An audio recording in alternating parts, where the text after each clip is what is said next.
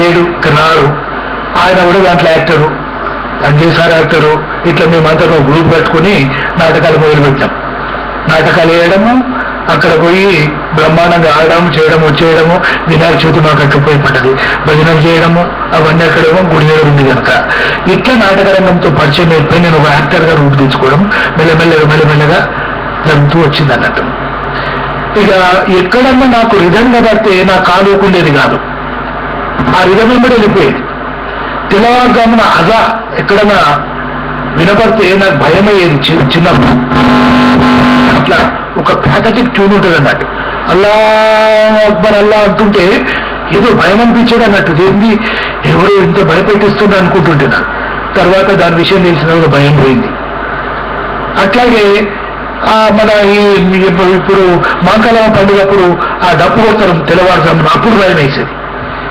అవన్నీ తట్టుకుని రావడం జరిగింది. అయితే ఇంక అది కాకుండా ఏంటంటే ఈ భజన పాటలు పాడుతున్నా, ఇంకెక్కడ పాటలు పాడుతున్నా ఆ ట్యూన్ వెంబడి నా కాలు కానీ నేను కానీ నా బ్రెయిన్ కానీ వెళ్ళిపోయేది అన్నట్లు. అవి ట్యూన్ వెంబడి పాటలు పాడుతుంటే నాకు ఏం దోసేది వాళ్ళన్నట్టు అటువైపు అట్టగా ట్యూన్ దొరికింది. నేను నవోదయ కన్నా, జీవనాడి కన్నా, పీడిఎస్లో ఉన్న అరుణోదయ కన్నా జన్నాట్య మండలిలో వర్క్ చేసింది ఎక్కువ. జన్నాట్య మండలిలో వర్క్ అప్పటి నుండి ఇప్పటి వరకే కాదని ట్యూన్స్ పెట్టడంలో పర్ఫెక్ట్ గా నా వ్యవహారం ఉండేది. ఈవెన్ మా నరసింహరావు కూడా ట్యూన్స్ దొరికాయి. ఎందుకంటే ఆయన ఆ కళారంగంలోకి వెళ్ళి వచ్చిన వ్యక్తి కాదు. నరసింహరావు ట్యూన్ పట్టుకోవాలంటే కొంచెం కష్టపడతాడు, నేను ట్యూన్ పట్టుకోవాలంటే పట్టణ పట్టేస్తాను అట్లా.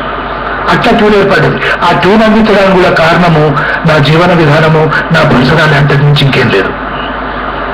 తర్వాత జన్నాట్య మండలి వెళ్ళిపోయాము. అక్కడ సమస్యలు, బాధలు, కోట్లు, తిట్లు మస్తుగా జరిగినాయి. కేసులు ఇవన్నీ జరిగినాయి అక్కడ. తర్వాత అది బ్యాన్ కావడము, నేను ఇన్యాక్టివ్ అయిపోవడము, దాంతో నడిపించడం ఇంకా నడిపిస్తూనే ఉన్నారు. అది సంగతి.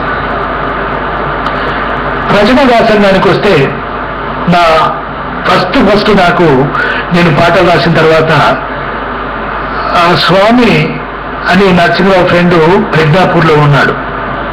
ఏం సార్ భాయ్ సాబ్ హమారే సాబ్ ఖాన్ సాబ్ లక్ష్మణ స్వామి ఎక్కువ పట్టుబట్టిండు నరసింహరావు మీద. పట్టుబట్టి భూపాలన్న పుస్తకం దేవాలి ఎట్లయినా. దాంట్లో భాగంగానే భూపాల్ పాటలని ఫస్ట్ టైము ఒక పుస్తకం వచ్చింది. ఆయన్ని సేకరించి తీసుకుపోయి ప్రింట్ చేసిండు. యుగ ప్రచురణని ఫస్ట్ ఆయన పుస్తకం వేసిండు. ఈ రోజు నా పుస్తకాలు 21 పుస్తకాలు నావే ముద్రించబడి ఇప్పటి వరకు. దాంట్లో పిహెచ్డి గ్రంథం కూడా ఒకటి.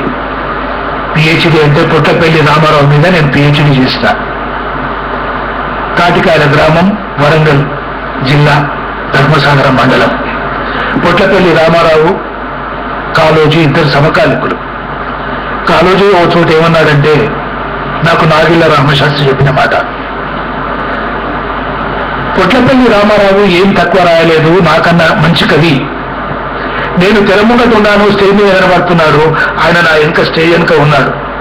అంత గొప్ప కవి పొట్లపల్లి రామారావు అని కాళోజీ చెప్పిన రోజులున్నాయని నాగిళ్ళ రామశాస్త్రి గారు చెప్తారన్నట్టు. అయితే కవిత్వం విషయానికి వస్తే గొప్ప మానవతావాది, సంస్కరణాభిలాషి కాళోజీకి ఎన్ని పేర్లు ఉన్నప్పటికైనా కవిత్వం వరకు వస్తే మాత్రము నేను పిహెచ్డి చేశాను కనుక నాకన్నా ముందు యాదగిరి అతను కాళోజీ పిహెచ్డి చేసిండు. ఆ పుస్తకం చదివాను, ఈయన సాహిత్యం చదివాను, ఇంకా చాలా పిహెచ్డి చేసినప్పుడు చాలా పుస్తకాలు చదివాను. కాళోజీ కన్నా మంచి కవి పొట్లపల్లి రామారావు అని చెప్పేసి నేను ప్రూవ్ చేసిన. అది వరవరావు కూడా ఒప్పుకున్నాడు తను. అందరూ ఒప్పుకున్నారు నిజం చెప్పాలంటే. కానీ ఆయన ఎందుకు వలన ఆయన బయటికి రాలేదు పొట్లపల్లి రామారావు. ఆయన పుస్తకాలకు నేను మొన్న వేసినాం మేము. నా పిహెచ్డి అయిపోయిన తర్వాత నా పుస్తకం వచ్చింది, ఆయన కూడా కవిత్వము వచనం అని వేసినాను. వాళ్ళే వేసిండ్రు పొట్లపల్లి, నా పుస్తకం కూడా వాళ్ళు వేసిండ్రు. ఎన్ని పుస్తకాలు అమ్ముడుపోయినాయా అంటే ఓ 10 పుస్తకాలు కూడా అమ్ముడుపోలే. అన్ని అట్లా కట్టలు కట్టి అట్లా పెట్టినాం అన్నట్టు. ఈ లైబ్రరీలో కూడా ఎక్కడో ఉంటుంది పొట్లపల్లి రామారావు సాహిత్యం మొత్తం. ఎందుకు అమ్ముడుపోలేదు? కవి ఎందుకంటే ఆయన ఎప్పుడు కూడా స్టేజ్కి మాట్లాడలేదు.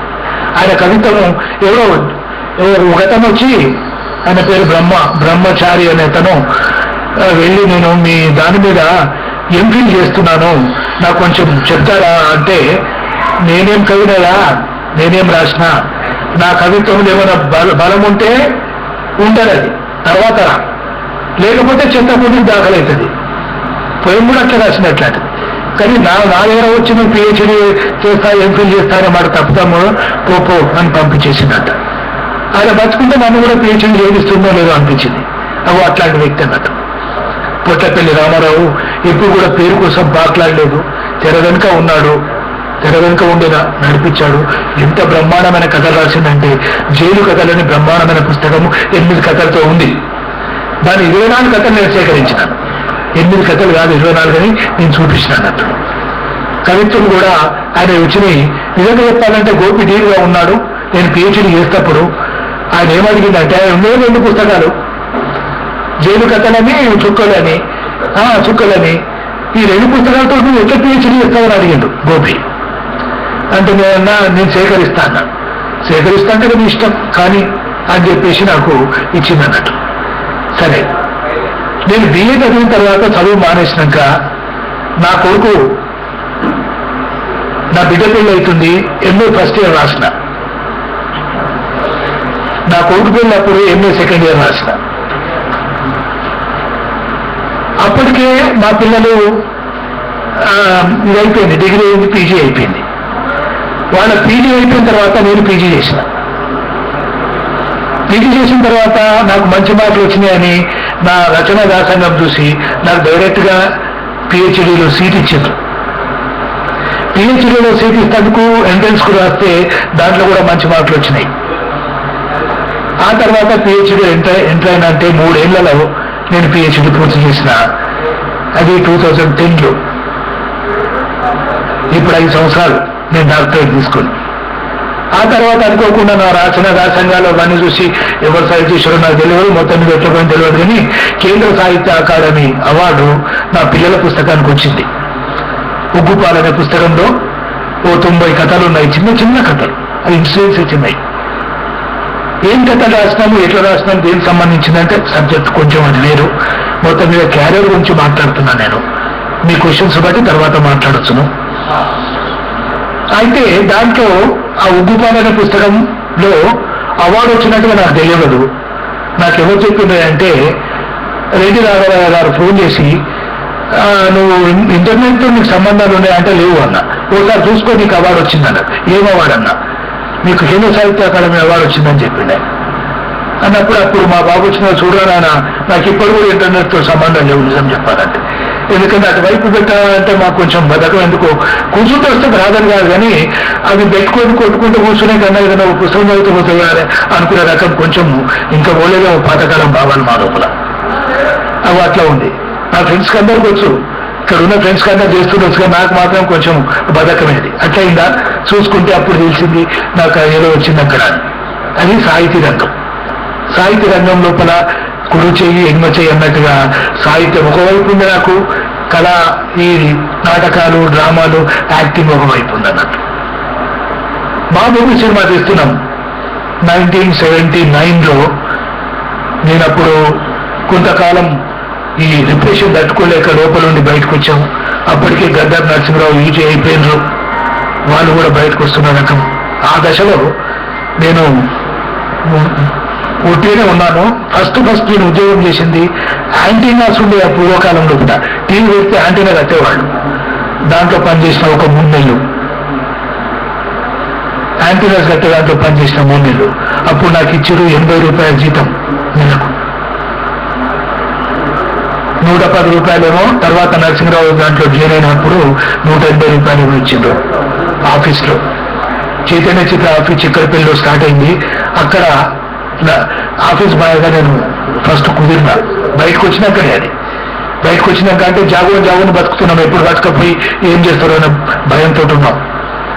ఆ దశలో మేము మెల్లగా అక్కడ మా భూమి ప్రొడక్షన్ మొదలు పెట్టినప్పుడు 180 రూపాయలు ప్రొడక్షన్ బాయ్గా నా కెరీర్ మొదలైందంటే, దాంతో నుండి మెల్లమెల్లగా మా భూమి సినిమా అయిపోయే వరకు ప్రొడ్యూసర్, డైరెక్టర్ అక్కడ పోను నన్ను వచ్చాడు వారు అప్పులలో అంతా. అది ఇచ్చేది ఉంది, ఇది ఇచ్చేది ఉంది, దానికి పైసలేదు, దీనికి పైసలు లేదు. వాళ్ళు లేని నా మీద వేసిపోయే వాళ్ళు, డబ్బులు లేవు, రవి ఒక దిక్కుపోయిండు, నరసింహరావు దిక్కుపోయిండు, డైరెక్టర్ వెళ్ళిపోయిండు. నన్ను అడిగి నా ప్రాణం పట్టుకుంటుండే వచ్చి. కుర్చీల పైసలు లేవని ఒకడు, టెంపో పైసలు లేవని ఒకడు, అద్దె కావాలని ఒకడు. నేను ఏదో నవ్వుతూ సమాధానం చెప్పి బ్రతికించేవాడిని. ఎంత కోపంగా వచ్చింది ఒకసారి అంటే ఆ టెంపో ఇచ్చిన అతను నాకు ఉండేవాడు ముస్లిం.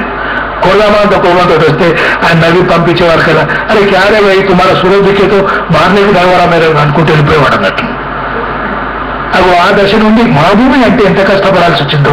రేపు మార్నింగ్ మా భూమి సినిమా ఉంది, 9:30కి మా భూమి సినిమా ఇస్తున్నారు మా టీవీలో.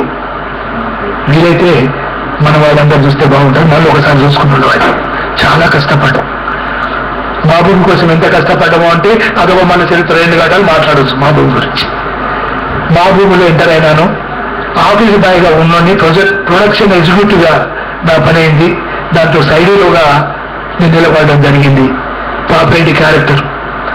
అయితే దీంట్లో ఇంకోటి ఏం జరిగిందంటే నాకు ఏ క్యారెక్టర్ ఇవ్వద్దు అనుకున్నాడు ముందు. ఒకసారి మేము ఇక్కడ నర్సాపూర్లో గెస్ట్ హౌస్ లో ఉన్నప్పుడు అందరం పిచ్చాపాడి మాట్లాడుకుంటున్నప్పుడు గౌతమ్ ఘోష్ ఏమన్నాడు, ఈయన ఏం చేస్తాడని అడిగింది నన్ను. మంచి డాన్సర్ అయినా అన్నాడు. అనే వరకల్లా మాయన్న వచ్చేదాడు అనే ఒక డాన్స్ నేను ఆడిన వాళ్ళ దగ్గర. ఆడినప్పుడు ఆయన పడిపోయింది అన్నట్టు. అరే ఇంత మంచి యాక్టర్ ఉన్నాడు, నేను ఎందుకు ఇష్టపెట్టాలని చెప్పేసి ఓ క్యారెక్టర్ నాకు ఇచ్చిండు. నా పని ఏంటంటే మొత్తం గల్ల నా జేబులు ఉంటుంది, కిషోరి మొత్తం నా జేబులు ఉంటుంది. రవికి నాకు సంబంధం. రవి అంటే వన్ ఆఫ్ ది ప్రొడ్యూసర్. పైసలన్నీ నేను మెయింటైన్ చేయాలి, ఎవరికి ఇవ్వాలి, పెట్టేకి చాలా చేయాలి, నా దగ్గర ఉంటుంది, యాక్ట్ చేయాలి. దాన్ని బ్యాలెన్సింగ్ పెట్టుకొని యాక్ట్ చేయడం జరిగింది. దాంట్లో పాపరెడ్డి అనే క్యారెక్టర్ నాది. ఎవరైతే ఫెరోషియస్ గా తిరుగుతారో ఆ క్యారెక్టర్ దాంట్లో ఉంటుంది నాది. ఆ తర్వాత మెల్లమెల్లగా మారుతూ వచ్చింది. దీన్ని బట్టి ఆ తర్వాత సినిమాలు చేయడం జరిగింది. ఆ సినిమా లిస్ట్ వేరే ఉంది. రాత్రి మీరు పంపమంటే పంపించాను నేను ఇక్కడికి నా బయోడేటా. నా బయోడేటా ఏందో తెలియాలి కదా. కొంతమంది ఫ్రెండ్స్ అన్న ఒకరిద్దరైనా ఉండి ఉంటారు కదా. నేను సినిమాలో యాక్ట్ చేయడం అంటే కనీసం ఇప్పటివరకు ఒక 6-7 సినిమాల్లో హీరోగా ఉన్నాను.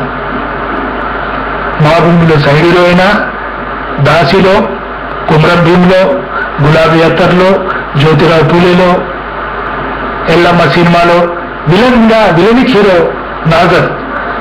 ఆయన జంట క్యారెక్టర్ నాది. లాస్ట్ వచ్చి కూడా హీరోగా నేనే నిలబడతా ఎల్లమ్మ అనే సినిమా లోపల. ఆ తర్వాత ఎంతెంత దూరం, గులాబీ అత్తరు, జ్యోతిరావు పూలే, మొన్నటి అవతలి వైపు. ఆ తర్వాత నిన్న మొన్న నాకు బెస్ట్ హీరో అవార్డు ఇచ్చింది తెలంగాణలో. దాని పేరు అవతలి, అదేంటి పేరు ఇప్పుడే గుర్తొస్తలేదు, దానికి ఇచ్చింది అన్నట్టును. దాంట్లో బెస్ట్ హీరో యాక్టర్, బెస్ట్ హీరోగా మొన్న వీళ్ళు ఏకశిల అవార్డు కమిటీని 116 సినిమాలు తీసుకొని షార్ట్ ఫిలిమ్స్ వాటిని దాంట్లో సెలెక్ట్ చేయడం, ప్రొడ్యూసరు, డైరెక్టరు, ఇట్లా ఆర్ట్ ఇవన్నీ చేయడం వల్ల బెస్ట్ హీరోని ఎవరు వచ్చిన అమ్మాయి బెస్ట్ హీరో నాకు ఇచ్చింది తెలంగాణకు సంబంధించి 116 సినిమాలు. తర్వాత ఈ అవార్డు అది 15 రోజులు గ్యాపే. అది 5 తారీఖు ఇచ్చిండ్రు, ఇది వాళ్ళు 20 తారీఖు. 15 రోజుల లోపల మళ్ళీ వీళ్ళు పిలిచింది అన్నట్టు. పోవాలో వద్దా అనుకున్నాను. మిత్రులారా, రాజకీయం ఉన్నది కనుక, రాజకీయ అవగాహనతో ఉన్నాం కనుక ఎట్లా తీసినా ఏం చేసినా మనస్ఫూర్తిగా పనిచేయడం జరిగింది.